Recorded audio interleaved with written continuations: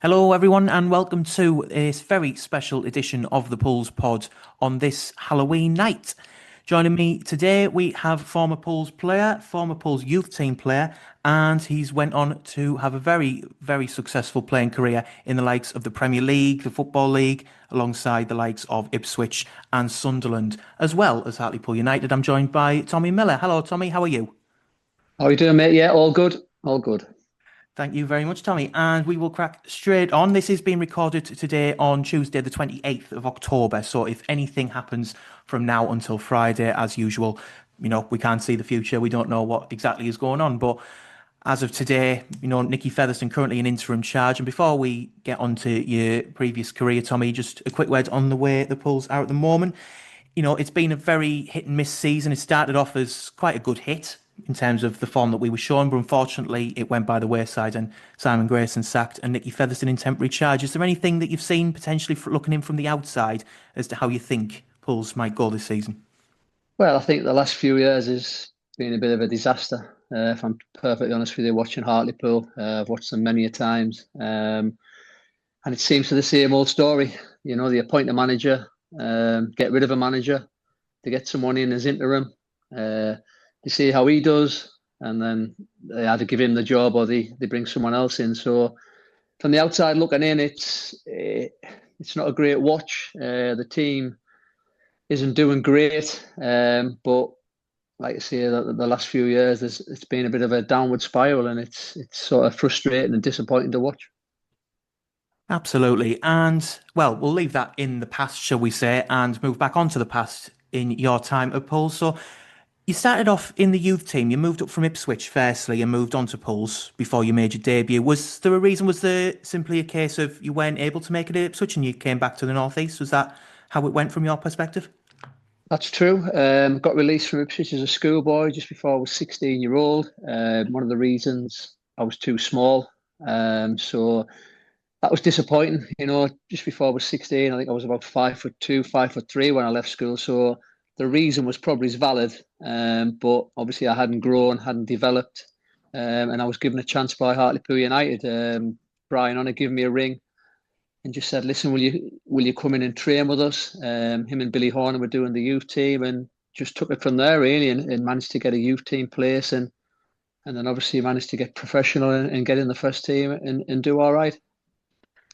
Yes, and the debut came away at Chester. You were subbed on with 9 minutes to go in a 3-1 defeat on October the 4th, 1997. Mick Tate being the manager, how did you find out that that was the day that you were making your debut? Was there sort of a phone call from the manager, say, or was there a chat beforehand? Did you feel any nerves coming on?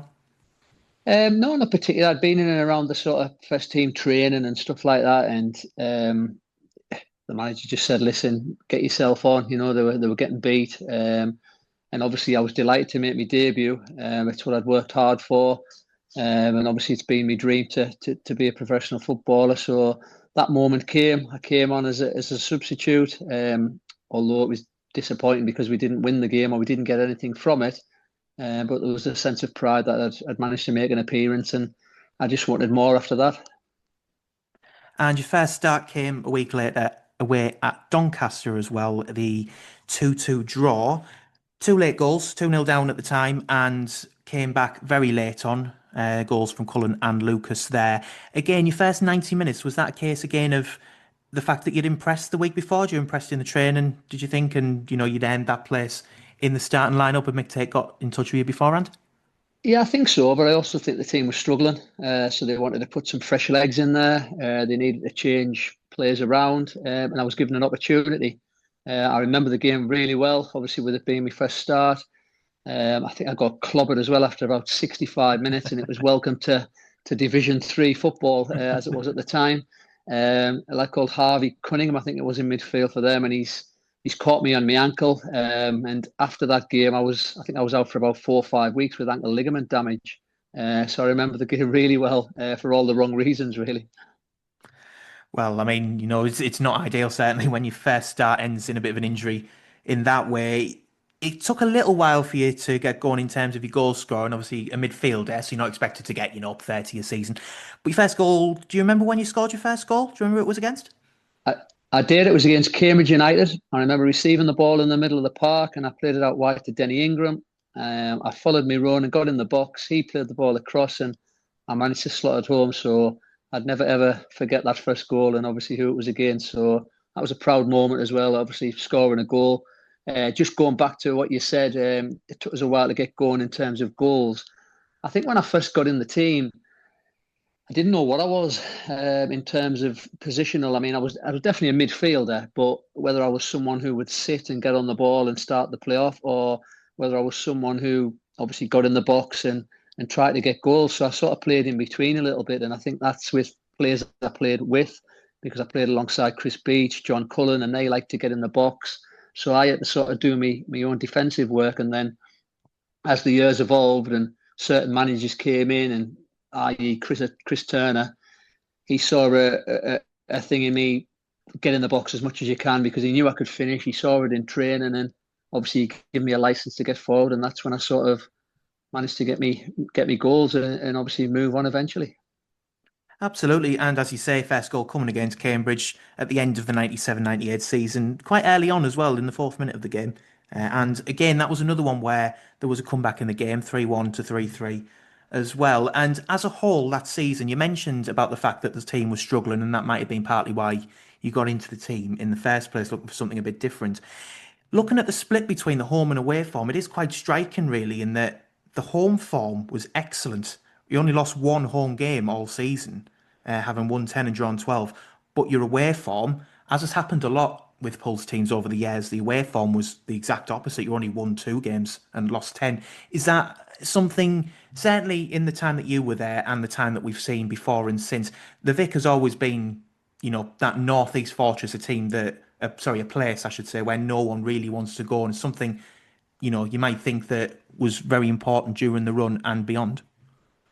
Yeah, I think the Vic was always a tough place for away teams to come. And I think travelling as well, you've got to take that into account. Certain teams would travel up on the day, or certain teams would come the night before. So you're spending a night in a hotel. You obviously other teams are preparing as best as they can, but no one liked coming to the Vic. There was always that chilly sort of breeze from the sea as well. You used to get the southern teams who would come up and they would get called southern softies and all that sort of stuff because obviously they're used to the warmer weather, shall I say. But now Hartlepool was a really tough place for teams to come. In terms of the away format, you can't really put your finger on it because you try and prepare as best as you can. And like I said, we would either go down on the day of the game or we'd prepare the night before and stay in a hotel, but it just wasn't to be. So you can't really put your finger on it.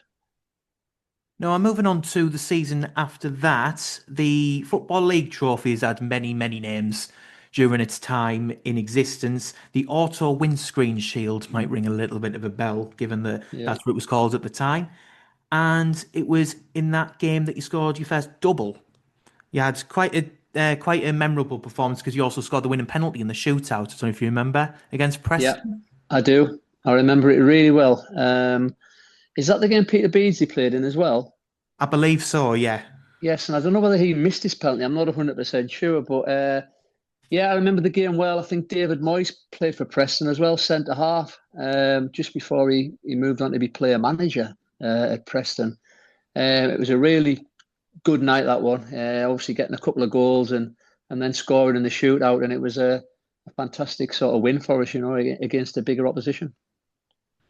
Absolutely. And it's not really something that we've been known for, certainly in recent times as a club, for our cup runs, as much as we'd love to. Even if we do get to the third round of the FA Cup, we usually draw a Championship team or a League One team and get knocked out. We never really had that big draw. I think if you remember, the only exceptions we've really had in recent times, I think we had Crystal Palace away, obviously, a few years ago, very well publicised. Yeah, And we also had that run, I think it was 2009, if I remember rightly, where we beat Stoke at home and then we yeah, played West Ham at home on the TV, yeah. which, that wasn't a sending off. It was bad. No, I don't think it was a penalty. I don't think it was a penalty either. I mean, I might be speaking from a bit of bias here, but I no, think it's was very it was it harsh. was it Yeah, Carlton Cole? I have a feeling it was Carlton Cole. yeah, I think so. Vaguely, I can vaguely remember. Yeah, Yeah, vaguely. and then Yeah, Mark Noble scored the penalty. It's one of those where a very well known player, you'll never get him coming by again, yeah. unfortunately. But yeah, as you say, from that point onwards, a great performance. It was a bit of a ding dong game. There was Pulse taking the lead through yourself, and then you scored again in the 90th minute to equalise Yeah. at the end of it.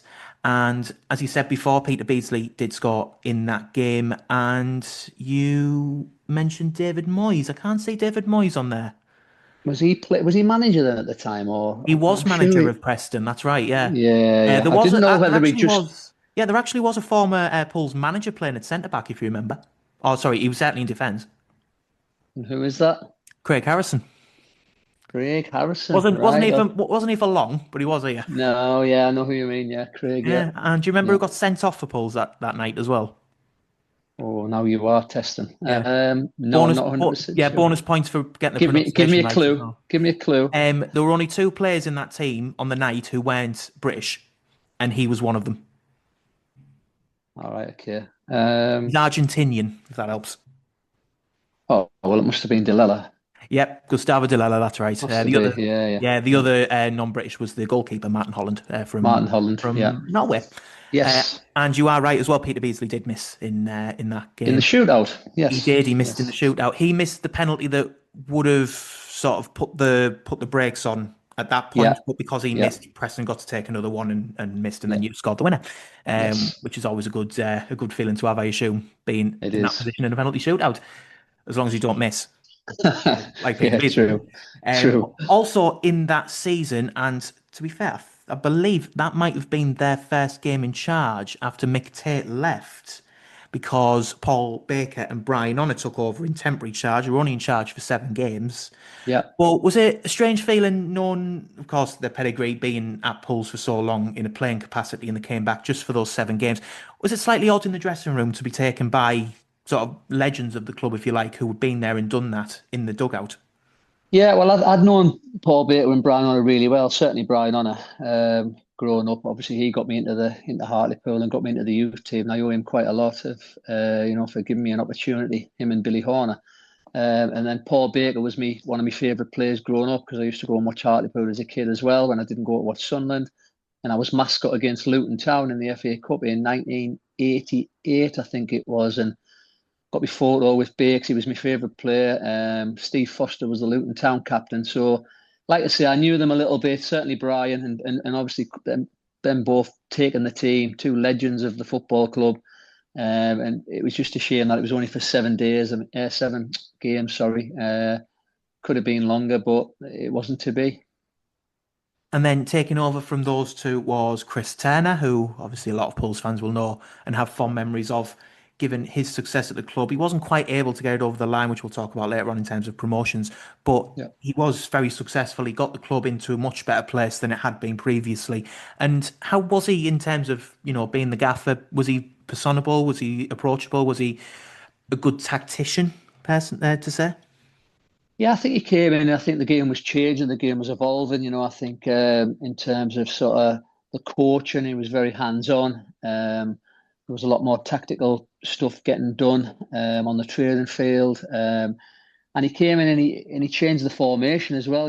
Which he went with a back three or back five, whichever way you want to look at it, with the wing backs, three in midfield and two up front. And like I said previously, he gave me a license to get forward. And like I said, he saw something in training. He knew I could finish, knew I could score goals, and I brought that onto the pitch on a Saturday. And like I say, I owe Chris a lot, because he sort of changed the way I was playing. I didn't know whether I was a sitter, whether I was an attacking midfielder, but Chris had real faith in me, and like I said, the goals followed, and he gave me that license. And even with Chris Turner in place at the end of the 98-99 season, the finish was 22nd, which was a decline in terms of the previous season, finished in 17th. But obviously, surviving by the skin of our teeth, was there a reflection at the end of the season, not just from yourself, but from the entire squad in terms of, if this continues in this spiral, you never know, because only one team went down at that point as well. It's not like these days where two go down and we're looking at potentially three going down. But was there a sense of it was a bit too close to the trapdoor?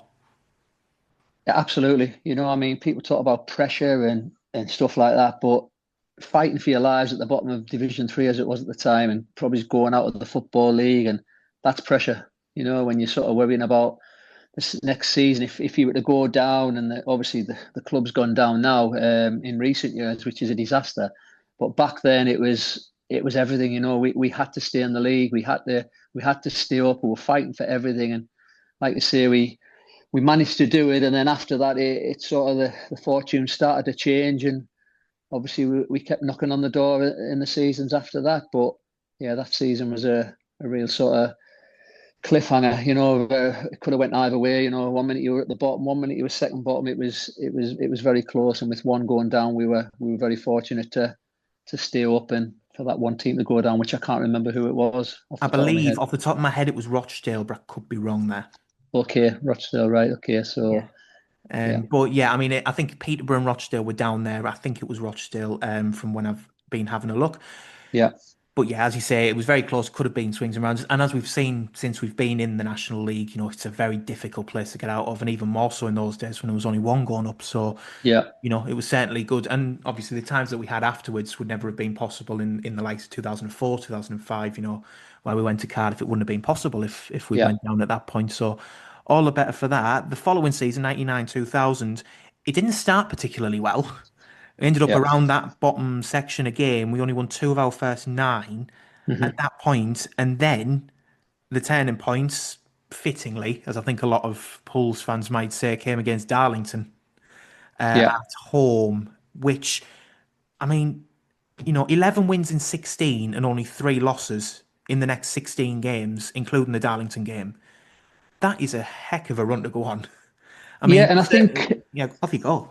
yeah, I think obviously the start wasn't great, and I think a lot of managers probably would have lost the job, but the club decided to stick with Chris, and it was the best decision. They put their faith behind him. You've seen in recent times where managers are going and coming and going all the time, but the club stuck with him, and it paid off. By obviously the turnaround in fortunes. I remember leading up to that game, I think Chris bought a couple of loan signings in Lee Fitzpatrick, Sam Shilton, and I don't know whether there was one more, but certainly they made an impact because I think Fitzy scored on his debut, or Sam Shilton did. I can't remember, but they certainly helped the team and helped the squad. And like you say, we went on a good run after that, after a poor start. Well, funnily enough, Shilton and Fitzpatrick both scored against Darlington in that 2-0 victory. Yes, I Very thought. Well, well, I thought I definitely knew it was one of them, and then I couldn't remember if it was both. So yeah, excellent. I yeah, remember. so Yeah, the game. Yeah, yeah, absolutely. A very, very good impact there. And it wasn't too long after that that you got your first and only hat trick for the club as well, if you remember that one. yeah, I do. I remember it really well. It was a proud night. It was a Tuesday night. I believe Tony Cotty was the manager of Barnet, or player manager.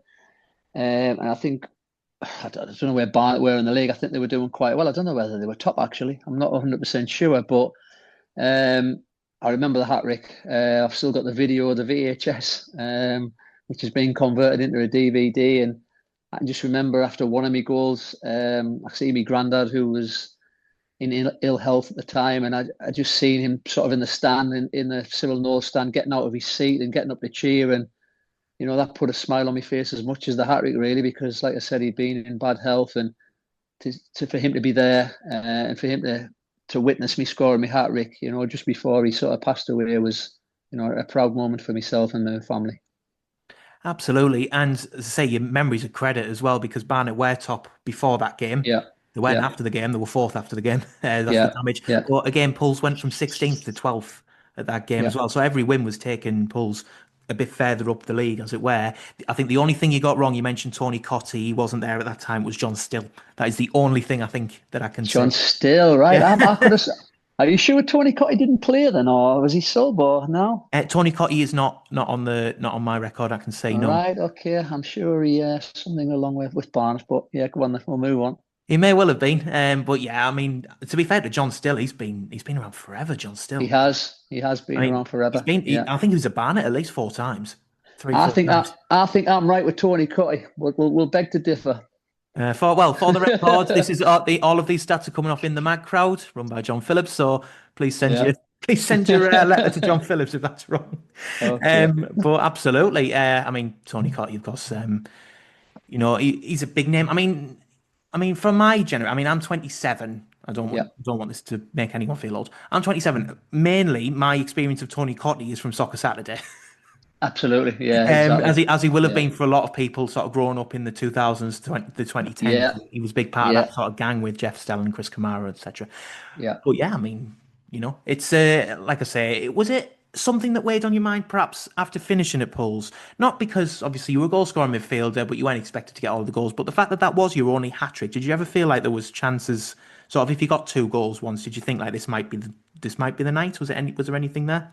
Yeah, I come close a few times, throughout my career. I got quite a lot of two goals, but like I say, it wasn't all about me personally. To get a hat trick was a massive bonus. I was a midfielder, so I wasn't expected to score a hat trick. So I was quite happy with twos in games or ones in games. But as long as the team was doing well or winning, then obviously that was the main thing, really.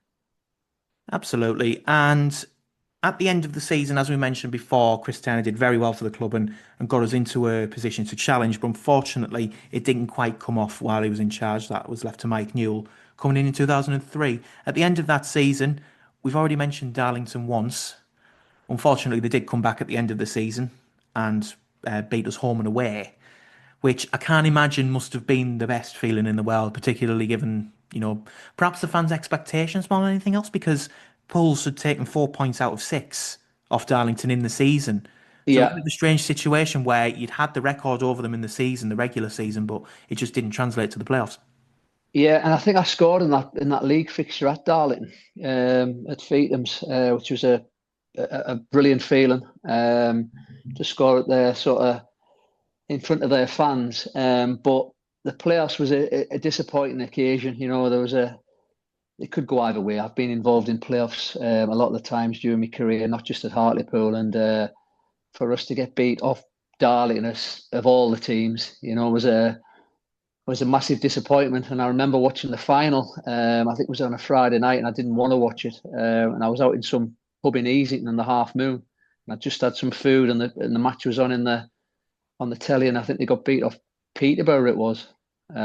So I had a smile that night, but obviously for them to beat us was a disappointment. Yeah, I mean, as you say, you did score at Feetham's in the 1-1 draw, and unfortunately, Darlington turned us over in the playoffs. But I mean, that was something. Did it feel like, as again, we'll talk about the playoffs the following season shortly, but did it feel like at the time there was something of a jinx on the club because we got to multiple playoff finals in that sort of run and we just couldn't seem to ever get the job done? There's the infamous Richie Humphreys penalty. I think it was at Cheltenham where he hit the bar, the post, and the keeper, and it didn't go in. Yeah, that Like was things like obviously that. after, yeah, that was obviously after me. So I mean, the club wasn't used to it. They'd been sort of fighting relegations and stuff like that, and near the bottom of the league, and suddenly the fortunes were changing. So I think for the Hartlepool fans, for them to be in with a chance of getting promotion, it was good, but obviously to not get over the line was disappointing. But anything can happen in the playoffs. Well, I was going to say they're a one-off game, but obviously you're playing home and away. So is it pressure? Is it nerves? Who knows? It's just whoever turns up on the day. And like I said, I've been involved in a lot of playoff games and the cagey affairs, and it's whoever is gets a bit of luck as well along the way, where what can see you through. Absolutely. And just finally, on that season, before we move on, the attendances that season bear something of a little luck as well, because in match week six at home to Southend, it was in September, the beginning of September, the attendance for the game was 1,980. And I mean, if you look at the playoffs are always going to have inflated attendances anyway Yeah, because of the yeah. occasion. But the attendance for the home fixture against Darlington, which was the first leg, was 6,995. Yeah, I think yeah. the attendance for the last home game in the league, like regular season, I think was around about like over 4,000, well over 4,000. It just goes to show the form. If the form of the team is there and the football is there, the goals are there, people will come in the droves. Oh, definitely. It's a massive club. Hartlepool is a massive club for the level it's at. Certainly then, and I mean for the level it's at now, it's obviously shouldn't be at that level, but we'll talk about that later. The fans will pay the money. They'll come out in droves if they see some effort and they see some desire on the football field. And And you see lads who's willing to fight for the badge, and that's what they want. Yes, you can win, you can lose, you can draw, but as long as you're giving your fight and you're giving it your all for that football club, then they will support you through thick and thin. And obviously, there was a turnaround in attendances, which was good for the club, and it shows that the lads on the football field were giving it their all and coming close to success. Absolutely. And the following season, 2000 to 2001, Pulse finished in fourth, which is an improvement again on the last season. They finished in seventh the season before, and just 3 points behind third place Chesterfield. I think Chesterfield had some problems that season. They had some deductions. We should have went up. We should have went up that year. We should have, if that was now or certainly recently. Chesterfield, well, I think they got deducted enough points just to keep them in the automatic places, which was an absolute farce. I remember it when there was talk about it. It was, I can't remember exactly why they were getting deducted points, but they should have got deducted a lot more. But like I said, they got deducted enough just to keep them in the automatic places. And the rules have certainly changed these days, and you would have gotten deducted a lot more points. So that was a bit of a downer, certainly for us at the football club. But finishing fourth was strong, and we headed off into the playoffs again, where we played Blackpool, if I believe, yeah. That is correct, yes. And Chesterfield, it says financial irregularities. Yeah, If you yeah, if you want to put it that way, whatever that is, who knows? But yeah, 9 point deduction it was, and yeah, it was taken out of administration the following year. But administration these days, as we've seen from Sheffield Wednesday, another one of your former clubs recently, it's a 12 point deduction automatically. yeah, yeah, Which I don't know when exactly that changed, but yeah, you can make your own conclusions from that one, anyone listening. But yeah, yeah. as you said there, Blackpool, before we get into the playoffs, just looking at the season itself, a 21 game unbeaten run from the beginning of December until the beginning of April. The irony is, the first game of that unbeaten run was the same opponent as the next team we lost to, if that makes sense. Do Right. you know who that was? No. Southend. All right. Okay. Yeah, Right. it beat Okay. Southend at home in the December Yeah. by a goal to Yeah. nil, and then lost away from home 2-1. That was Right. in between that, those little in between those two games, let's say 21 game unbeaten run, which the only real time I can really remember that happening since will be that 2007 run in League Two under Danny Wilson.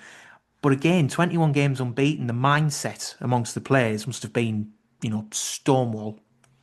Yeah, confidence was high. Confidence was, through the roof. We were in a real good place, and we were all playing for each other, and we were winning games. We were scoring goals. Defensively, we were doing well. We had a good system, and it was working. And like I say, Blackpool had a strong team as well. Who we met in the playoffs, and they had a lad called Brett Ormerod up front who went on to have a fantastic career.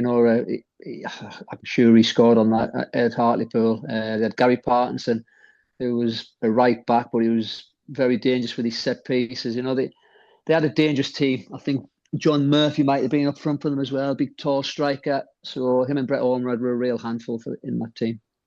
Absolutely, as you say, Brett Ormerod scored twice in the 2-0 defeat at Blackpool in the first leg, and then scored Yeah, twice again in the home fixture where we lost 3-1. But yeah. again, as with the last season where Pools had good results in the regular season against Darlington and then couldn't get it done in the playoffs, you beat Blackpool twice in the regular season. And you scored on in both of those games as well. And then unfortunately, once again, it just didn't carry over to the playoffs. Yeah, I think I remember the goal at Blackpool. I mean, Blackpool was always a good occasion, a fantastic occasion for the fans. They used to always turn out in the numbers down at Blackpool and make a weekend of it. And I can remember that game like it was yesterday, when we beat them down at there. They had a goalkeeper called Barnes who was in goal for them, and he's come out to the edge of his box and tried to sort of volley clearance, and it got towards the halfway line. I think it was Kevin Henderson who chested it down or headed it down for me, and I've sort of volleyed it from near enough the halfway line, and it's gone over his head and gone in. And you can imagine the Hartlepool fans were going ballistic, in the corner on the far side. But it was probably one of my better goals in my career really. And like I say, it was a fantastic day out, both on the pitch and obviously off the pitch for the fans as well. Yeah, 729 Pools fans there that day, and Kevin Henderson scored the second goal, which Yeah, turned out to be the winner. It was 2-0 at the time yeah. before Andy Morrison pulled one back for Black. Andy Morrison, yeah, Do you remember centre who the half. ref was that day? Because that's quite an interesting name that I've seen there. Oh, let me have a little guess.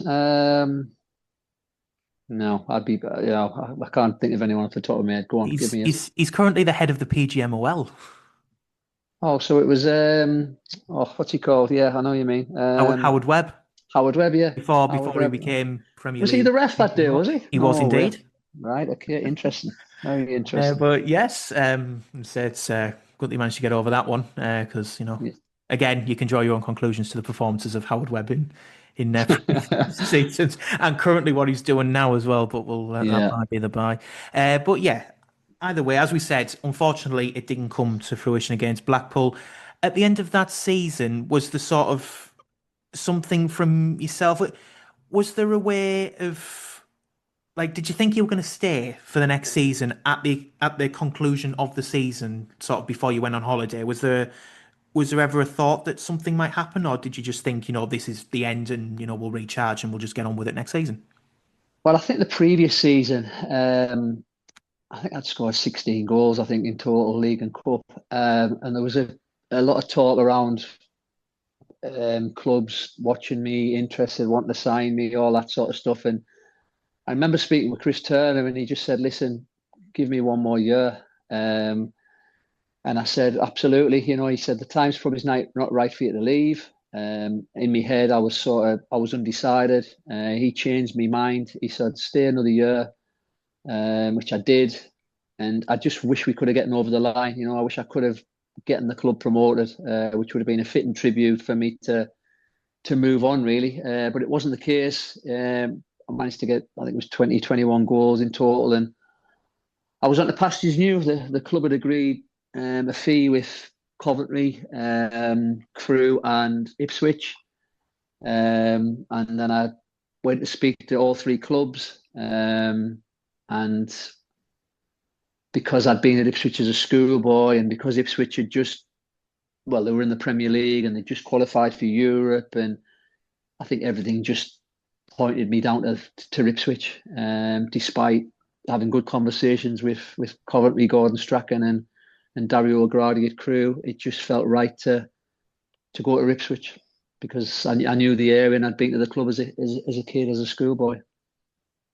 Absolutely. There was something in that summer as well. I don't know how advanced it was, but with Brann in Norway, Well, yeah. potentially about going there and coming back. So as soon as the season finished, me and a young kid called Brian Ross. Brian Ross went to the feeder club at Brann. I can't remember off the top of my head what that was, but it was a lower league team. And I ended up going to Brann because of the links that Hartlepool had with Brann Bergen.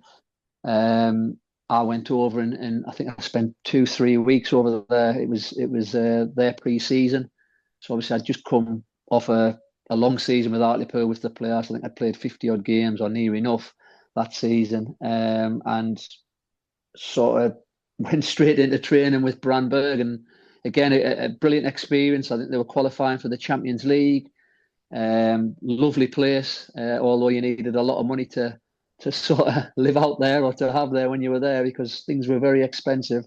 Um, but it was an enjoyable, it was something different. I could never see myself sort of staying there, but it was an opportunity where I thought, yeah, I'll go over, have a little few training sessions with them, and they had a few Norwegian internationals at the time. I managed to have a night out, and I ended up going out with a lad called Klaus Lundegvam, who played for Southampton and Norway. I bumped into him and ended up in some nightclub with him. So it was pretty surreal, but a good experience. But like I say, I was never ever going to sign there, but I went out and just to see what it was all about, really. Absolutely. Was it the FA, I believe, from looking into it, that sort of said, well, you can't, like, you can't go for this certain amount of time? Was there like a restriction in place? I think was it like you couldn't be back before the season or something like that? Was there something there that I'm stopped not that from sure. happening? Or was it I'm not sure. potentially Chris Turner? Yeah, I think it was Chris Turner. I think there was interest as well from clubs, and I think from a personal point of view as well. I didn't want to risk getting injured neither. From a selfish personal point of view because Absolutely. these clubs were showing interest, and the last thing I wanted was to get injured, and then the deal might get sort of, and that's from both parties because Hartlepool were getting a good fee. They didn't want that to sort of go to waste neither. So I ended up coming back, and then obviously I moved on down to Ipswich. Yeah, the figure that I've got here is 750,000, which is a club record, needless to say at the time. I don't know if that is true because every fee these days, not just with pools, but everywhere seems to be undisclosed these days. So, Well, that's no. right. That's right. You never find out the full amount. I mean, it was 850, it was 750, it was 1 million, with add-ons and stuff like that. So it was a record sale, and obviously I believe it still is. There's no one gone from, and I think it was a record sale, which I think's changed now, but from a team sort of in the lower leagues, Division 3 at the time, going up to the Premier League, which was obviously a massive jump. And I think it was a record sale then as well for sort of someone going from the lower league to the Premier League. So yeah, it was a good fee for Hartlepool, and obviously it was a good move for me. But Hartlepool deserved it, the sort of work they put into me, and the opportunity they give me.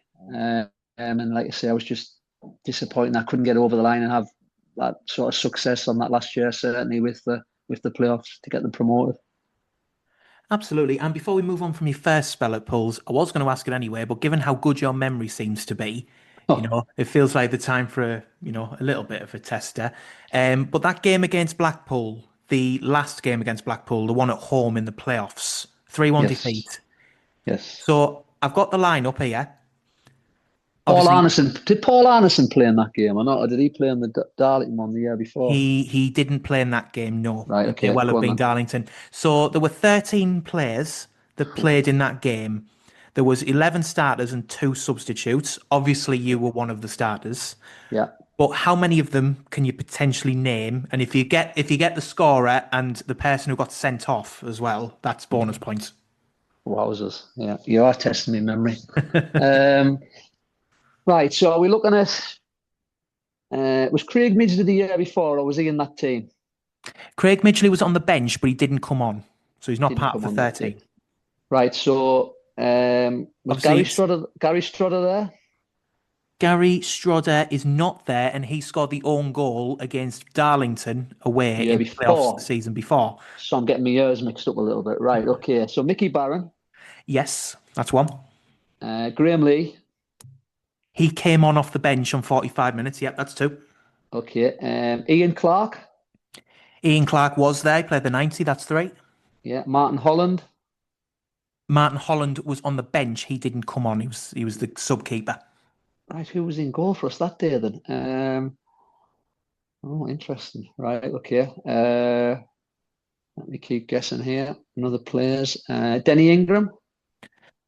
Denny Ingram was not there. No. No. Right, who's that playing midfield alongside? Well, Mark Tinkler, Mark Tinkler was playing. Yep, four. Paul Stevenson. Yep, Paul Stevenson is five.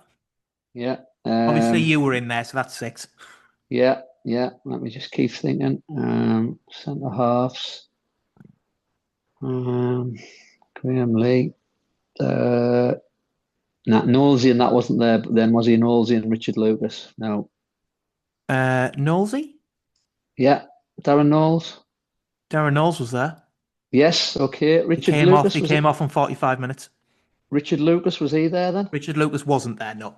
Right. Okay. How many do I need to get now? Right. So you've got Darren Knowles, Mickey Barron, Mark Tinkler, Paul Stevenson, obviously yourself, Ian Clark, Graham Lee. That's Yeah. seven. You need Yeah. another six. Two Yeah. of the players that you haven't got yet are Welshmen, and they're the only non-English players who played in that game. Chris Westwood. Chris Westwood played in that game. Yep. Yeah. Wasn't Danny Hughes, was it? No. Right. Okay. You've not said Another the goal Welshman. scorer yet, by the way. No, Gary Jones wasn't there, was he? Gary Jones? No, Nope. Chris Freestone. Nope. Who the bloody hell played up front? Yeah, honestly. Um, Another Welshman.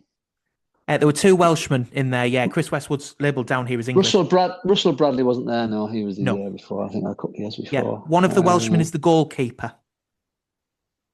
Oh wow. Oh yeah, sorry, Taffy. Yeah, Anthony Williams. Yeah, That's right. yeah, Yep. yeah, yeah. Sorry. Yeah. How many more do I need? You need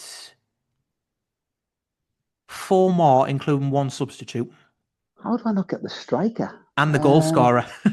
And the goal scorer. Yeah. The goal scorer played the 90. If it helps, the substitute, who was Welsh, got sent off 9 minutes after coming on. Oh well. Uh, right. I need another clue. Let's have a look. What number did he wear? Oh, it was one to Um, 11. Was it 1 to 11 then? no, it wasn't. No, so the goal scorer won number 14. Oh, Kevin Henderson, man. What Kevin am I on Henderson. about? There you go. Kevin Henderson. Yeah, yeah, Yep. yeah. Jesus, The how did I forget substitute him? who came on, who was sent off after 9 minutes, wore 26. 26. It wouldn't have been Gusty Lella, no. No. Um, not 26. No, I'm struggling. Nope. Right. So number 26 was Jermaine Easter. Jermaine Easter, of course it was. Who Yeah. hadn't been there very long, to be fair, but he was Yeah, signed in 2001 by Chris Turner. But yeah, yeah, yeah. Jermaine Easter came off the bench on 45 and got sent off within 9 minutes, Wow, wow. which obviously won't have helped in the grand scheme of No, things. no. Let's have a look. Number 9 came off for him. And that would have been, let me think, it wasn't Gary Jones. Number 9. What, English or? Yep, English. The only Right, two go on, Welshmen were Anthony Williams and Jermaine Easter, so everyone yeah, else is English. initials, give me initials. The initials were AL. Anthony Lorma. That's the Yeah, one. Anthony Lorma. Yeah. And then there is only one left. I believe it is probably the left back, given the layout of this, is well, number 13. 13. He was yellow carded in that game as well. It wasn't Clarkey, was it? No, Ian Clark was number 11. Yeah. Go on, give me initials. JS. GS. Oh, this one's got me. I This feel one's like I've, got I me. feel like I've done. I feel like I've done your reputation for your memory a bit of a downer here. If I'd left it at what we talked about earlier on, you'd have been solid gold. Hey, it's a long time ago, this, mate. I tell Aye, you. absolutely. GS has got me. GS has got me, yeah. Right, come on then. I'll probably kick myself. Yeah, go on. James Sharp. James Sharp. Sharpie, yeah. Yeah, yeah, yeah. James Sharp, yeah. I Yeah, that's the remember him one. now. I But yeah, remember him now. yeah, Yeah. the unused substitute, he did name a couple of them, and Craig Midgley and Martin Holland. Lee Fitzpatrick was also on the bench. He didn't come on. Fitzpatrick, yeah, yeah. But yeah, so like I say, as you said, it's a solid enough lineup there. And given Yeah, that you'd already beaten them twice, it I was a know. bit of a shame at the end of it. The referee again was a bit of a famous name in Uriah Rennie. All right, We seem okay. to have this is the time where quite a few of the referees who went on to be Premier League referees, etc., sort of, Yeah, were around the lower leagues at that time. But yeah, yeah, yeah, yeah. absolutely. Steve McMahon, manager of Blackpool. As you say, Brett Ormerod and Richie Wellens as well played for Richie Blackpool. Wellens, yeah, good footballer, very Um, good footballer. I mean, as I Yeah, say, that is a very good front two. You can't argue with that at all. yeah, they had a good team, Blackpool. They were strong. They were strong. Absolutely. But looking at the career in between when you left and when you returned to Pools, as you said, you went to Ipswich. There was the likes of Sunderland and Ipswich again, Sheffield Wednesday, Huddersfield, and Bury. In Sheffield Wednesday, you came back to Pools a few times, to play for Sheffield Wednesday. I think the Yeah, first game that you played for Wednesday against Pools was a bit of an embarrassing one on the Pools side of things, if you remember, a 5-0. it was a 5-0. Yeah, I think I remember the home game because I'm sure I scored a penalty. Um, You did. and we won 2-0, You or did. it might have been 2-0. Yeah, so my memory's back now. Told you. I was going to say, as soon Um, as we've got over the lineup one, yeah, it seems to have come back now. yeah, I think it was 5-0, and I think I came on a sub. I don't think I started, did I? You did. That's right. You came on as a substitute. I see, because I'd missed a lot of pre-season with injury. So yeah, I was just getting back to fitness, and obviously I was wanting to get back fit for that game. Clinton Morrison, I'm sure scored a couple of goals. I definitely scored at least one. He came off the bench, that's right, Yeah, on and 74. it was 5-0. It was obviously a good start for us and a disappointing start for Hartlepool. Yeah, 5-0. I remember Yeah, that that was game. in the days of Mick Wadsworth when he was in charge at Pools. That was 2010 to 2011. So it wasn't Yeah, the season that we went down, it was the season before where we were sort of yeah, treading water, shall we say, in League One. yeah, But again, there was a yeah, lot of players there in the Pools side, the likes of Gary Liddell, Adam Boyd, Anthony Sweeney, yeah, Leslie Monkhouse. There's a lot of good players in there. And then yeah. on the Sheffield Wednesday side, I'm not going to ask you to name the 1 to 11 again, but you've got the likes of, as you said, Clinton Morrison was there. He scored that day. You came off the bench on Yeah, 76 minutes by the looks of it. But you also had the likes of Nicky Weaver in goal, Darren Pearce, Mark Beavers was there, Marcus yeah, Tugdye was there, Neil Mellor came off for yeah, Clinton Morrison. He scored that day. So, it was a very good Sheffield Wednesday side. There's a lot of well-known players in there. And as you yeah. say, he scored the penalty at home, which was your only goal against Pools, funnily enough. So, did you feel a little bit sorry for us after that? No, well, I did miss one for Swindon on purpose, put it over the bar. Oh, nice. Yeah, I didn't want to score again. But Well, to be fair, I mean, that was you never lost to Pools as an opposition player. right, interesting. You won 5 of the games and drew 3. You never lost, Right, okay, which, interesting. it's a fairly good record to have, even if it's not a welcome one on this podcast. But you've Yeah, never lost, yeah. and also to be fair, you've only ever managed once against Pools, if you remember that one. That's a friendly. Oh, Spennymoor, and yeah, we won Anyway, 1-0. that's the one. Frank Mulhern scored a header. Yeah, I That's the remember one that game. Yeah, yeah, remember against that Dave game. Chalner. Funnily enough, that was just a Yeah, few. yeah. It was actually exactly a month after we went to Bristol and got promoted that season. Ah, right. It was Okay. sort of our build up to League Two. Yeah, But yeah, yeah, so you've got a very good record against yeah, Pools in that respect. And then yeah. after Bury, you came back to Pools. Was the talks going on sort of at the time? I believe, did you come in on trial as such I at the did. I to did. build up your fitness? Uh, Colin Cooper was in as manager, and he asked me to come in and train with them to keep ticking over. I was at a bit of a crossroads. I wasn't sure whether I was going to continue to play. I was obviously getting on a little bit, and Colin Cooper just said, "Listen, we're struggling for players as well. We could do with someone with a bit of experience. Why don't you come in?" And I managed to come in training, and obviously he signed us on a year's contract. And it's funny how football sort of works. I started at Hartlepool and gone full circle, and obviously ended up back at Hartlepool all them years later. And um, yeah, it was a good proud moment for me. But in terms of the way the season developed, it didn't work out as planned. I remember picking up a calf injury, getting a tear in my calf, and I just could not get back from it. I struggled. I kept breaking down. I was doing all the rehab work, and then as soon as I was going outside to join in training with the lads, I would probably last about 10, 15 minutes. I'd go to do something quick and it would just re-tear. I had an issue with the scar tissue inside, and I ended up going down to London to go and see a specialist. And he said it was quite common with athletics, the injury I had, and it was just a bit of a nightmare, if I'm honest with you. In that time, the club had changed managers, and it was obviously the sort of infamous season with Ronnie Moore, and obviously the Great Escape. So I'm watching it all sort of from the physio room and wanting to try and play a part. I'd started the season and obviously played a few games, but I was stuck on 599 games as well. So I was desperate to get back really and I ended up getting back on the last game where they obviously made it safe. I came on as a sub and secured safety, which was great considering where the club had been. But it seemed like I was going back in time because I'd been through all that before as a youngster coming through at Hartlepool, where we were near the bottom, and it was happening again, which wasn't where we wanted to be. And obviously, after I've left, it's gone in decline even more. So yeah, that's how it was. Yeah. Absolutely. And as you say, you came off the bench for that game against Exeter at home. Mhm. And the other sub that came off the bench that day was Marlon Harewood, which, Yes, Marlon. what a Yeah, duo that is to come off the bench in yeah, 2015.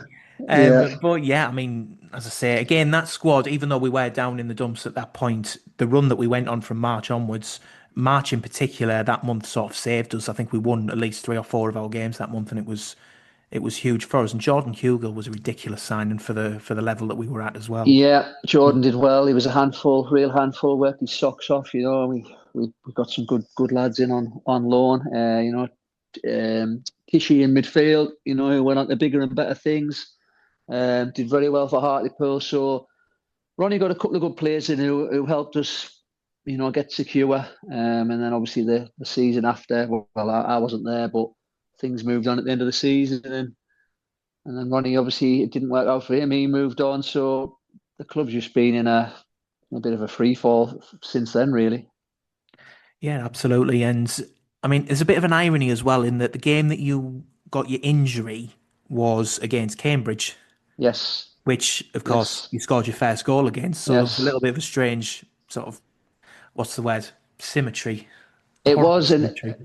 it was, and what happened is, yeah, I did. I got the injury against Cambridge, and like I say, it was just a bit of a nightmare, muscle injury. You can, especially with the calf, it's one of them where if you rush to come back, it can go again. You've got to get timings, everything, and like I say, I kept breaking down, and I couldn't have done any more with Buster in the treatment. He was great with us in terms of the treatment and the rehab program, and I went to St George's Park because I went to go and do treatment down there as well to see if that would help, but it just wasn't. And like I say, it more or less sort of finished me career at Hartlepool, really, apart from that sort of last game getting back.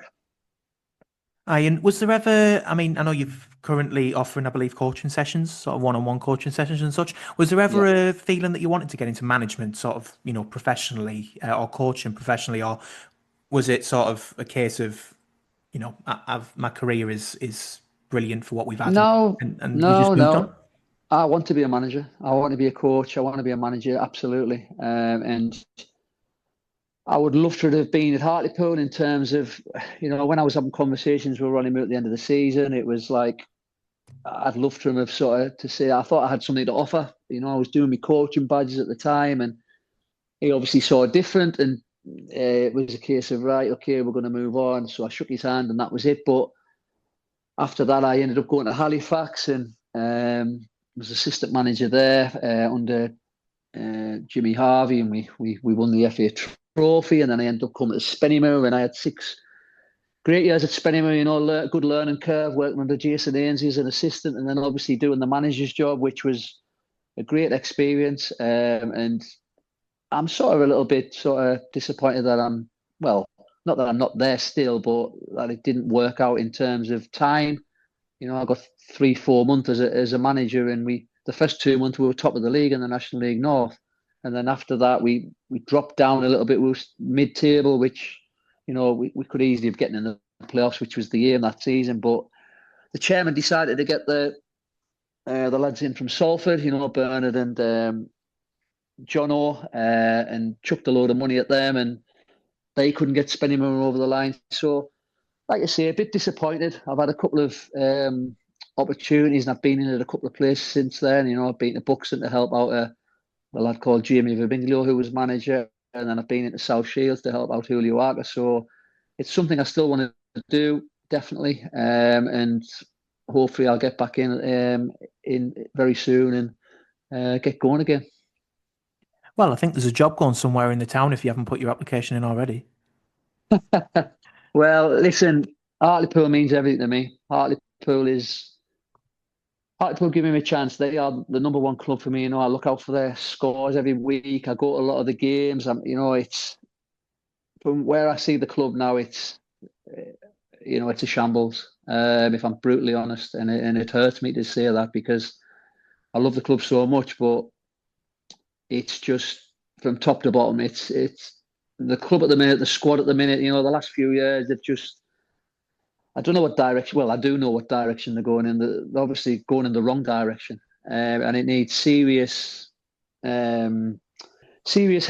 And like I said when we first started the show, there's managers coming in. Simon Grayson, I worked with Simon Grayson at Huddersfield, a really good manager, had a lot of success. But if you're not given the tools to work with, then anybody could go in there and be a manager and fail and struggle because you need support, you need help, you need backing, you need the right recruitment. Spike was manager, who was a good friend of mine. Spike should never have been relieved of the job. They got rid of Spike too soon. Decisions, what's getting made, it's a brutal world of football, but at Hartlepool, it's just bad management all round, if you ask me. Yeah, I mean, the Spike one was a very strange one because even after Dave Challoner had left and he'd provided the foundations for where we were at that point in League Two, Absolutely. and Spike came in, I mean, we were safe that season.